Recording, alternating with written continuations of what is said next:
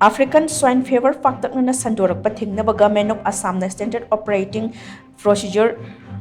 phongdok kibaga loinana Assam phaurga natraga Assam manungda ok puthok pusin tawbada akanba mityeng changba hokrai Assam gi Animal Husbandry and Veterinary Department ne issue tawba guideline gi matung ina ahingba ok sing puthok pusin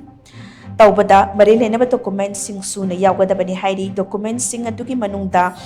Leirakpagi bill GST chalan e-way bill amadi Government of India na sakhanglaba laboratory amana issue tawba health certificate yauri masigi mathakta ok khodingma government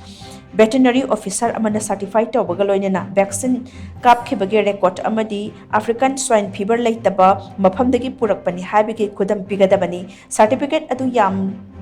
yamlabada numit taret nigi mamang phawbada issue tawba oigadabani hairi lengakna thamliba jackson thawrangsing asi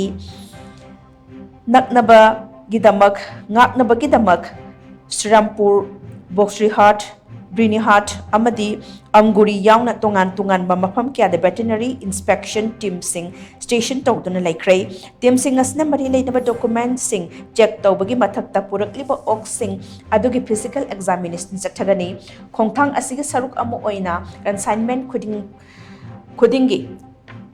Jada ani random oina African swine fever gi testing tawgani kariguma positive oiba thengnarabadi ok sing adu punnang quarantine tawgani aduga makhatana RT PCR test tawbada positive oiram labadi compensation amata pidana ok sing adu hatkigani hairi SOP adugi matung ina numidangi matamda ok puthok posin tawba schedule tawdana ok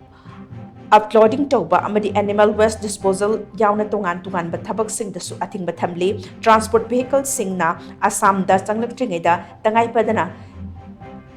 sanitization tawgana bani amadi kanglon thugairam basing blacklist tawbaga loinana legal proceeding chathaba hogani hairi